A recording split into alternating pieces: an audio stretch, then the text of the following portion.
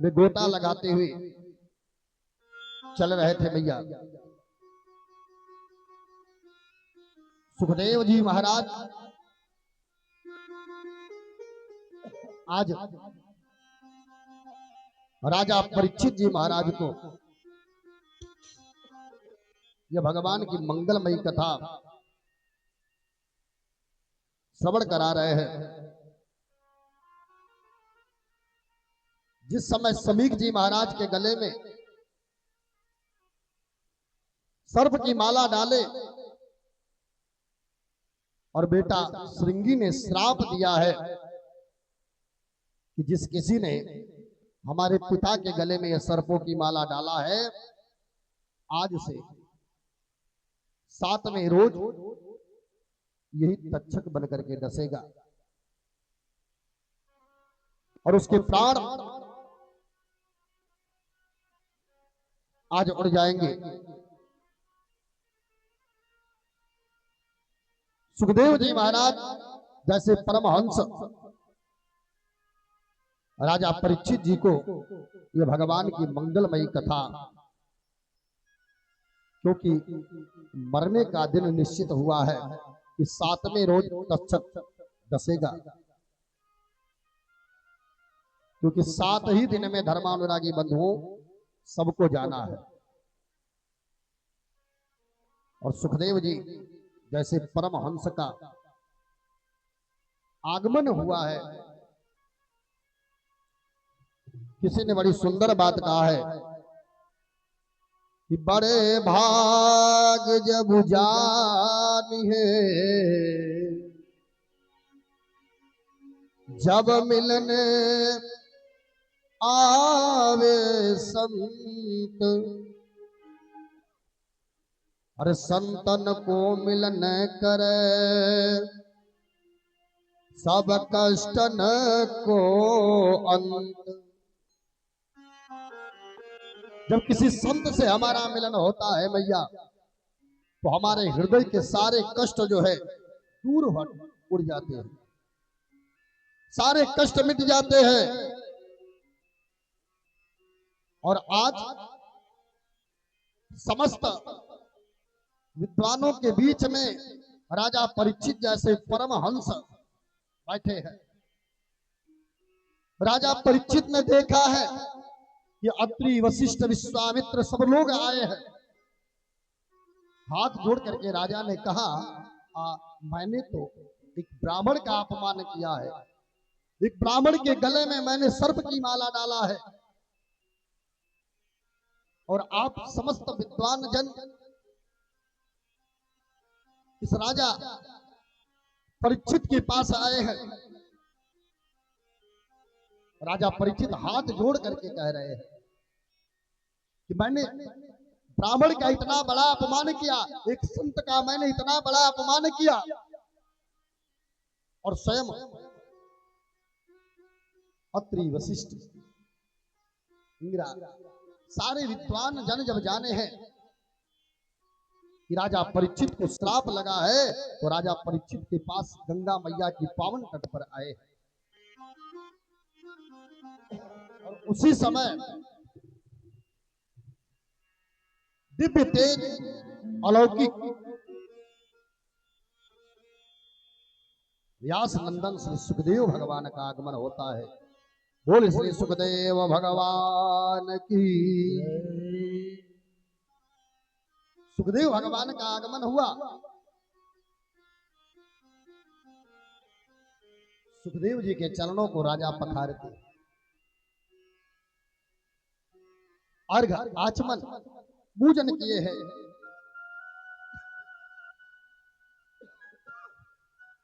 आचमन किए हैं।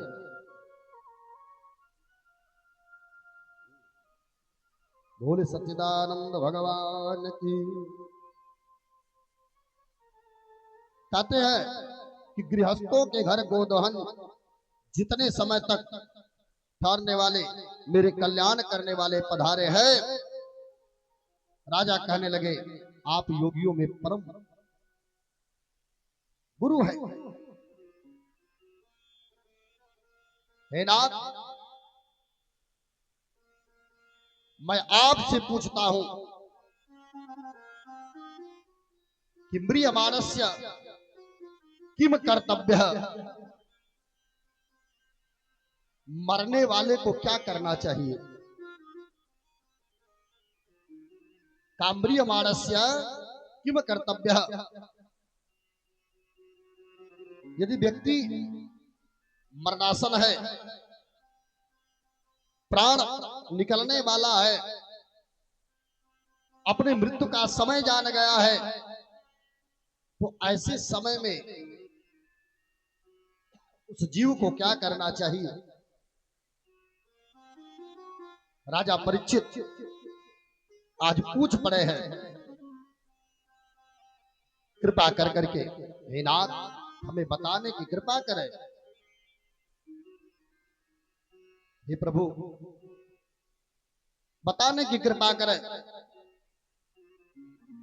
प्रश्न देखिए 4 प्रकार का होता है।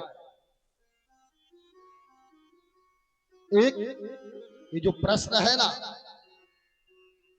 ये प्रश्न 4 प्रकार का होता है। का पहला प्रश्न क्या है भैया। का पहला प्रश्न है जो वाद विवाद हार जीत आदि को दर्शाने को किए जाते हैं।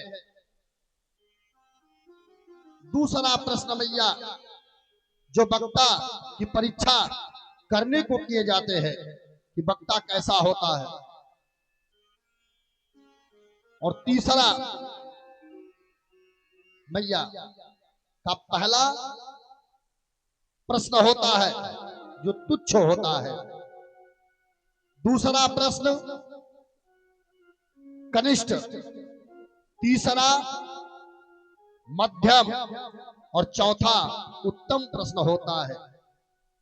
का चौथा प्रश्न क्या है भैया, जो अपने कल्याणार्थ संदेह को दूर करने के लिए किए जाते हैं। महाराज परीक्षित जी का प्रश्न उत्तम प्रकार का था। उत्तम प्रकार का था क्यों, क्योंकि राजा परीक्षित समस्त जीव के कल्याण की बात पूछता है। एक राजा सारे प्रजा के कल्याण की बात करता है। राजा परीक्षित अपने लिए नहीं पूछे, राजा परीक्षित ने पूछा कि म्रियमाणस्य किम कर्तव्य, मरने वाले को क्या करना चाहिए। राजा परीक्षित यदि चाहते तो एक प्रश्न पूछ सकते थे कि सरकार हमारी मृत्यु की अवधि यही है, मरने वाले हैं, कौन सा ऐसा कर्म करें कि हम जीवित हो जाएं। अच्छा एक बात हम आपसे पूछना चाहते हैं, इस गांव में तो कथा बड़े वक्ता लोगों ने बोला है, हम भी बोले हैं, बताए कल की तीसरी कथा हमारी हो रही है।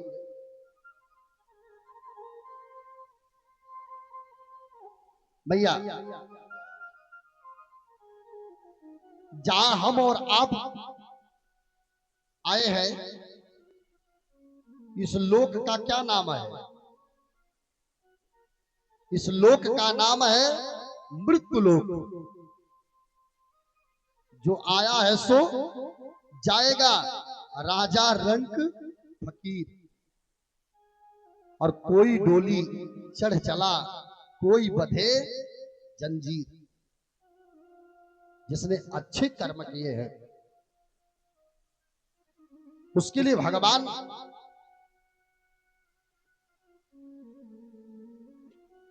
डोली भेज देता है। जो जैसा कर्म करता है भैया उसका फल उसको प्राप्त हो जाता है। राजा परीक्षित ने जीव के कल्याण की बात किया है और सुखदेव जैसा वक्ता मिला है राजा परीक्षित जी महाराज को।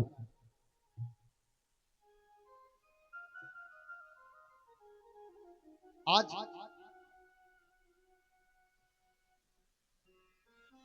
सुखदेव जैसा वक्ता मिला है। सुखदेव जी कहने लगे कि हे राजन, आपने मनुष्य के सुनने योग्य विषय में जो प्रश्न किया है वह अति उत्तम है। हे राजन, प्राणियों को मानव शरीर पा करके धन स्त्री, संतति तथा शरीर आदि आसक्त नहीं होना चाहिए। मानव जन्म का श्रेष्ठ लाभ का इस मानव जीवन का श्रेष्ठ लाभ होना चाहिए। अंत समय में उसे भगवान नारायण के ही धाम को चले जाना है। भगवान नारायण के धाम को चले जाना है, क्योंकि जन्म लाभ परम पुंसामंते नारायण स्मृति ही। अतः भगवान की लीलाओं का स्मरण कीर्तन इस नश्वर शरीर को करना चाहिए और पुनीत कर्तव्य मनुष्य का सर्वदय रहना चाहिए। ये संसार में आए हो तो भगवान का भजन नित्य करना चाहिए, ठाकुर जी का नित्य कीर्तन करना चाहिए। किसी ने बड़ी सुंदर बात कहा है कि रहना नहीं देश, इस संसार में नहीं किसी को रहना है। ये संसार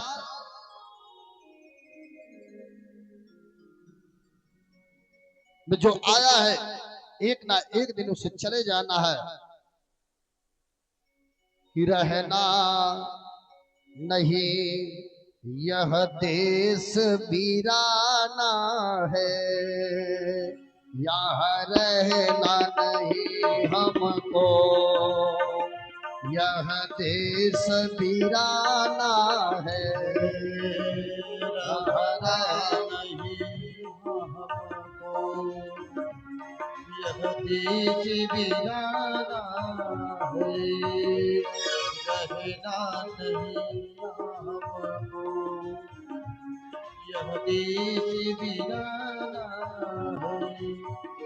यह देश वीराना है, यह देश वीराना है, यह देश वीराना है, यह देश वीराना है, यह देश वीराना है, यह देश वीराना है, रहना नहीं हमको, यह देश वीराना है, रहना नहीं हमको, यह देश वीराना। जय हो राधे।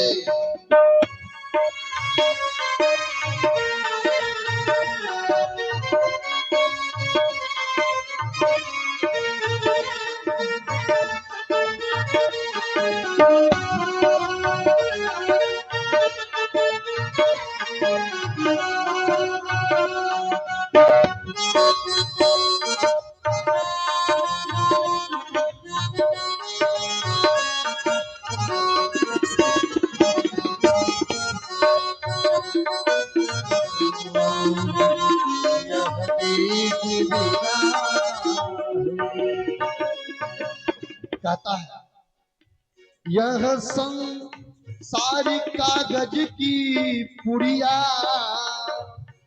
यह संसार कागज की पुड़िया है, और यदि बूंद पड़ा मेघ वर्षा तो गल जाता है। यह संसारी कागज की पुड़िया, बूंद पड़े गल जाना है, यह संसारी कागज की पुड़िया, यह बूंद पड़े गल जाना है, यह संसारी कागज की पुड़िया, बूंद पड़े गल जाना है, यहाँ रहना नहीं हमको, यह देश वीराना है हो श्री राधे देश वीराना है। बोली राजा रामचंद्र भगवान की जय।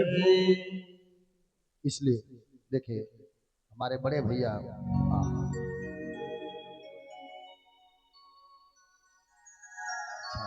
देखिए बड़े भैया राजे समझा के चरणों में बहुत बहुत साधुवाद धन्यवाद है, कोटि कोटि आशीर्वाद। आज 2 दिन के कथा में पहला तो मिल रहा है, बहुत सुंदर, बहुत बहुत धन्यवाद भैया। चलिए हे बाबू लोग, बाबू बैठे था लइकन के बैठे के चाहिए, कौनो बात ना कुल अपन सुख दुख बतियावत। बोले सच्चिदानंद भगवान की। देखिए हम पहले भी बताते हैं और कथा में सबको लेकर के जाना चाहिए। हाँ, बच्चे हैं, हाँ हो सकता है कोई शब्द ऐसा आ जाए इनके दिमाग में बैठ जाए, जीवन की नैया सवर जाएगी। बहुत बढ़िया, पढ़ोगे तभी तो बनोगे। बोले सच्चिदानंद भगवान की जय। कहने का मतलब कुछ समय निकाल करके हमको अपने आराध्य से प्रेम करना चाहिए, अपने ठाकुर जी से प्रेम करना चाहिए। देखिए प्रायः 5 गलतियां का व्यक्ति अपने जीवन काल में का हर प्राणी 5 गलती करता है। काय 5 गलतियां कौन है? नित्य 5 गलतियां होती हैं। का सबसे पहली गलती है चूल्हा का चूल्हा, और दूसरी गलती क्या है मैया? का चक्की, और तीसरी जल में रहने के स्थान पर, जल में का जो जल है जल रहने के स्थान में, और चौथी गलती मैया का ओखली, और 5वां क्या है मैया? का झाड़ू लगाते समय, का झाड़ू लगाते समय। परंतु हर प्राणी इन बातों पर कुछ गलतियां कर लेता है। बहुत बहुत साधुवाद। देखिए भैया जी की तरफ से जोरदार ताली बजनी चाहिए। का आज 5वां गलती मैया का झाड़ू लगाते समय, परंतु प्राणी इन बातों पर कम ध्यान देते हैं। अधिकतर मनुष्य तो आहार निद्रा भय मैथुनम च सामान में तत् पशु भी नराड़ा। का पशु व्रत व्यवहार करने के आदि हो जाते हैं, वे परिवार के मुंह में फंस करके का धन पार्जन के लिए निंदनीय कर्मों को करने लगते हैं, का निंदनीय कर्मों को करने लगते हैं। कामुमुच्छ प्राणी को धर्म भगवान से निष्ठा रखनी चाहिए। अंत समय में हरि स्मरण से कल्याण हो जाएगा। थोड़ा समय निकाल करके हमें सत्संग में भी भाग लेना, ये भगवान की कथा है। हमारी एक बड़ी विशेषता है भैया, कथा आपको सुना देंगे। जीवन की हर व्यथा को दूर कर देती है कथा।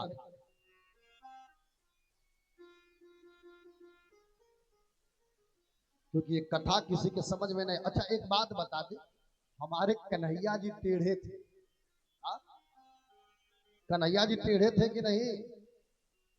कितने लोगों को पता है? हाथ उठाइए। अच्छा, भगवान कन्हैया टेढ़ा नाम भी है और टेढ़ा टेढ़ा काम भी किए। हाँ? भगवान कन्हैया जी बाल अवस्था में ही पूतना मैया को मार डाले। अघासुर बकासुर सबको भगवान तारते चले जा रहे हैं। तो जैसा नाम है वैसा कर्म भी भगवान ने किया है, और वैसा ही भगवान का हमारे कन्हैया जी की कथा भी है। मैया बोले सच्चिदानंद भगवान की जय हो।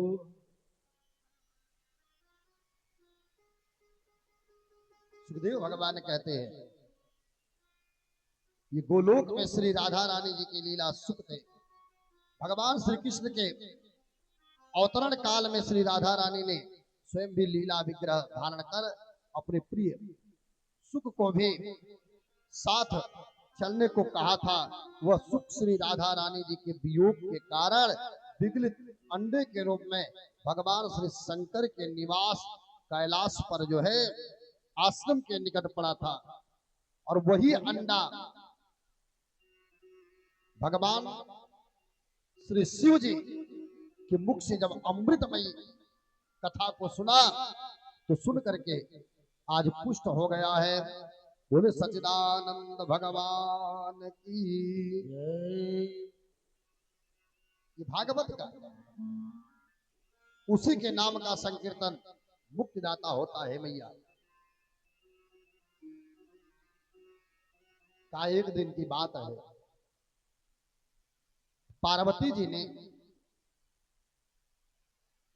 अमर कथा सुनने के लिए भगवान शिव जी से आग्रह कर अमर कथा भगवान सुनाने लगे मैया को अमर कथा। पार्वती मैया आज अमर कथा सुनने की इच्छा प्रकट की, तो भगवान शिव जी सुनाने लगे।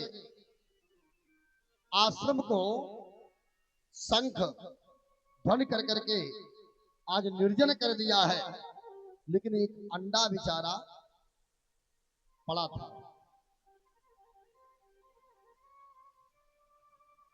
और भगवान शिव जी महाराज मैया को अमर कथा सुनाने लगे हैं।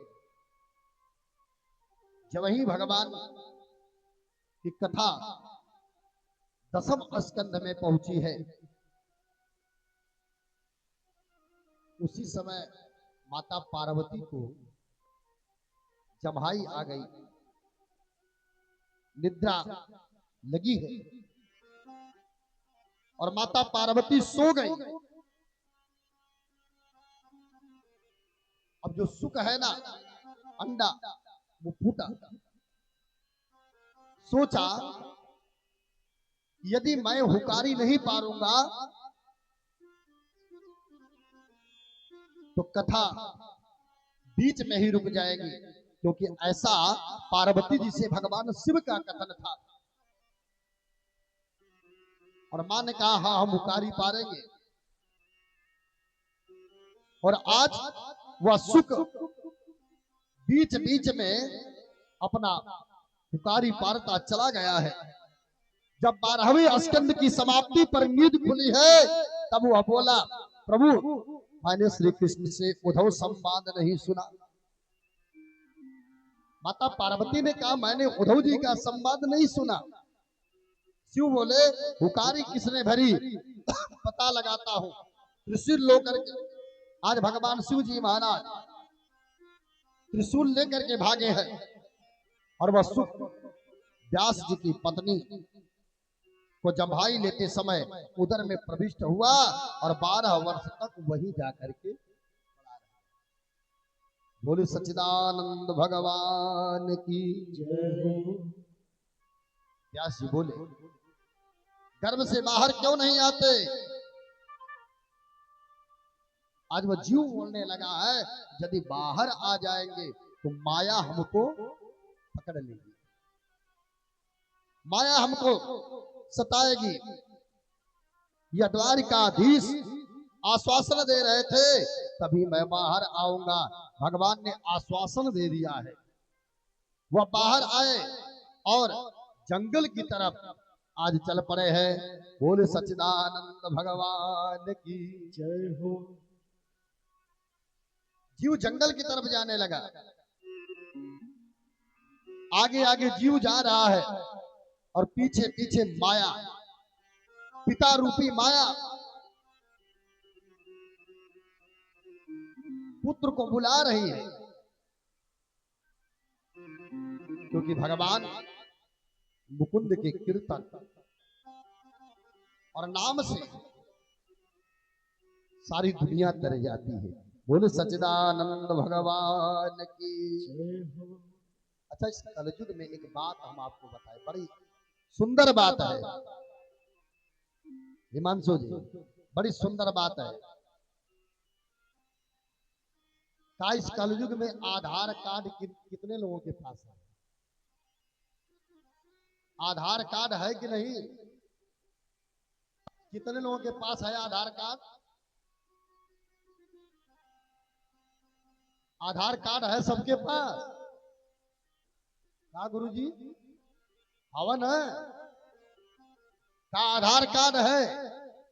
और कलयुग में अब किसी बैंक में चले जाओ, चाहे कहीं पर भी, सबसे पहले आधार कार्ड मांगा जा रहा है। मनोज ना लौकत हम कहीं गायब हो का? बोलो। का आधार कार्ड मांगा जाता है। और गोस्वामी तुलसी बाबा ने बहुत पहले लिख दिया, आधार कार्ड तो आज मांगा जा रहा है। और गोस्वामी तुलसी बाबा ने मानस में लिखा, बाबा लिखे, बाबा ने कहा कि कल जोग के वाला, कल जोग के वाला नाम आधारा, कल जोग के वाला नाम आधारा, कल जोग केवल नाम आधारा। आधार कार्ड है तो आपकी पहचान है, और आधार कार्ड नहीं है तो वोटर लिस्ट, पैन कार्ड, सब कुछ समा, व्यक्ति की पहचान समा। पिता के मरने के बाद कुटुंब परिवार रजिस्टर के नकल से आपका नाम खत्म, राशन कार्ड से नाम खत्म। अगर आधार कार्ड है भैया तो राशन कार्ड बनेगा, आपकी पहचान होगी।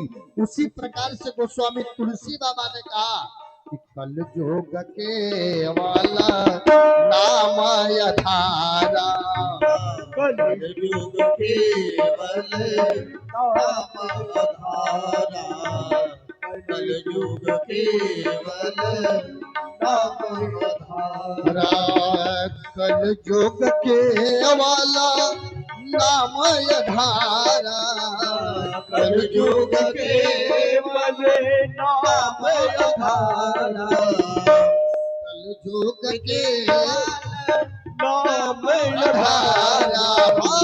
सुमरी सुमेरे नारा उतर ही पारा, सुमेरे सुमेरे नारा उतर पारा, सुमेरे सुमेरे नारा उतर ही पारा।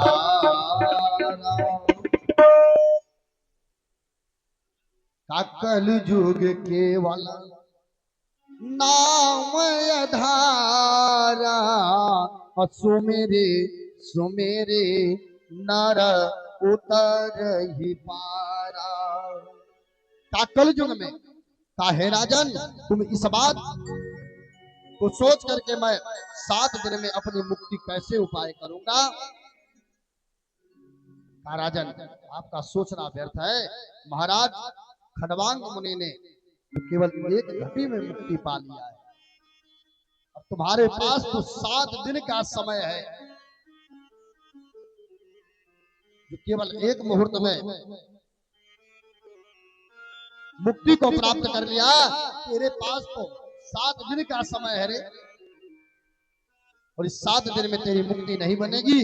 आज महाराज परीक्षित कहने लगे, प्रभु जो धारणा पुरुष विषय वासना की रूपी विकार तो हर लेती है, वह किस प्रकार होती है। आज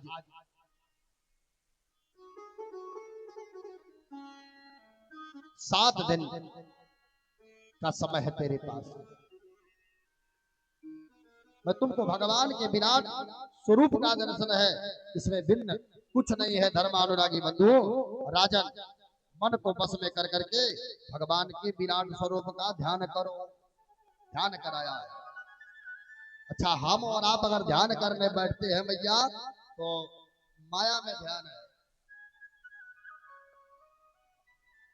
जीव मंदिर में गया पूजा करने, पर बाहर की वस्तुओं पर ध्यान है। घर पर पूजन कर रहा है, खिड़की से देखा गाय का पगहा छूट गया है। अगरबत्ती को लिया, मंदिर के बाहर आ गया और बाहर लगा बुलाने पुत्र को, माया रूपी पुत्र को बुला रहा है,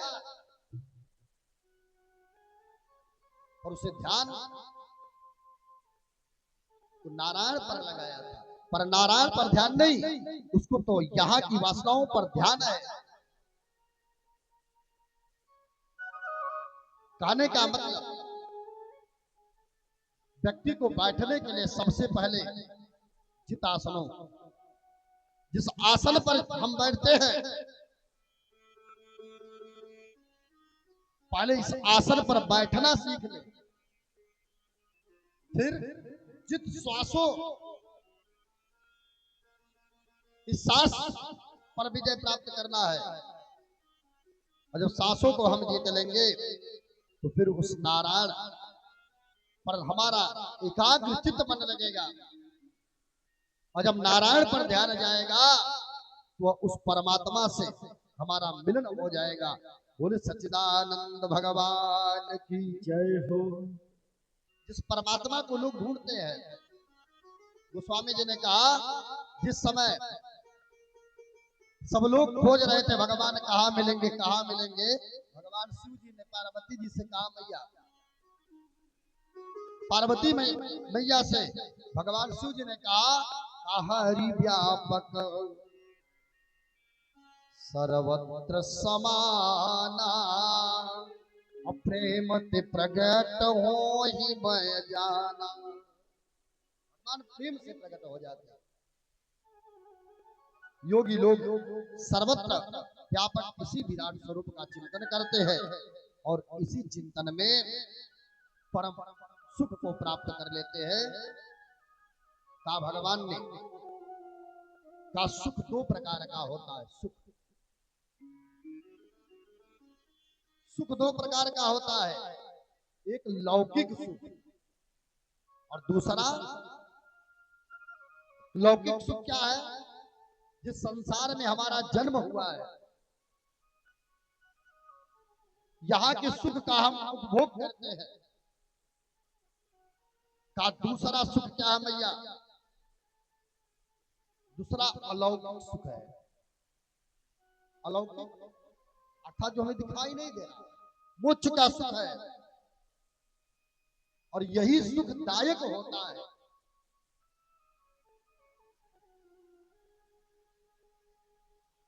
बोले सच्चिदानंद भगवान जय हो। इसलिए गुणगान भगवान का करना चाहिए। ये कान पुराण सुनने के लिए बने हैं, भगवान की कथा सुनने के लिए बने हैं। ये जिह्वा भगवान के नाम लेने के लिए बने हैं।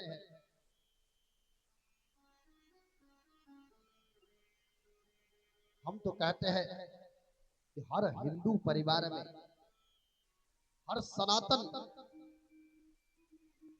के लोगों के बीच में हर सनातनियों के भाई बंधुओं के पास 4 पुस्तक रहना अनिवार्य है। 4 चाहे 4 पुस्तक कौन कौन से हैं मैया? का श्री रामचरित मानस,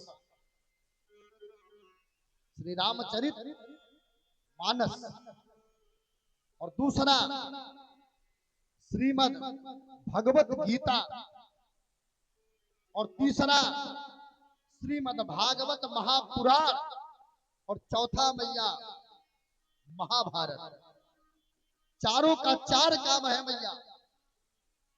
का श्री रामचरित मानस यह हमें प्रेरणा देती है कि एक परिवार में एक भाई बंधु सखा मित्र तो किस प्रकार से जीवन यापन करना चाहिए, यह श्री रामचरित मानस हमें सिखाती है।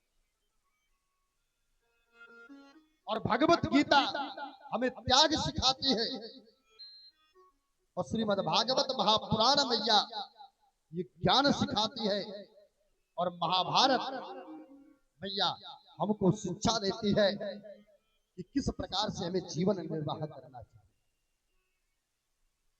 आने वाली विकट परिस्थितियों में किस प्रकार से हमें संभलना चाहिए। चाहे जो कान है ना, गोस्वामी तुलसी बाबा ने कहा है। अच्छा एक बात पूछे, मानस श्री रामचरित मानस कितने लोगों के पास है? हाथ उठाइए। बहुत सुंदर।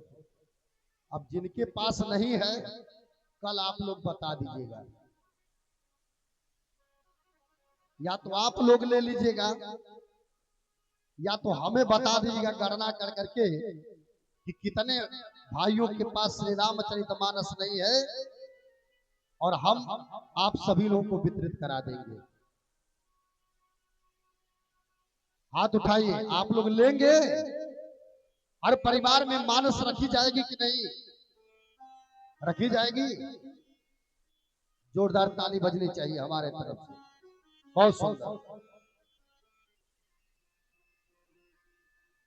कान अगर भगवान ने दिया है भैया तो भगवान की कथा सुनने के लिए। और गोस्वामी तुलसी बाबा कहते हैं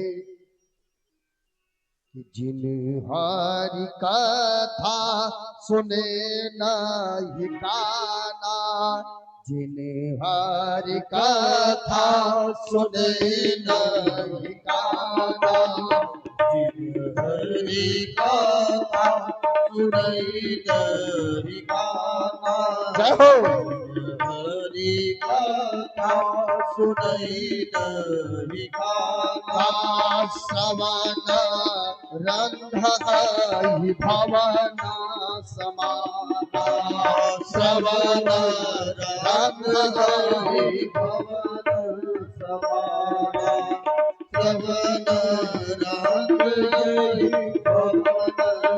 समाना, जो नहीं करे राम गुण गाना, जो नहीं करे राम गुण गाना, जो नहीं करे राम गुण गाना, जी सुता तोर जी समाना, जी सुता तोर जी समाना, जी सुता तोर जी समाना।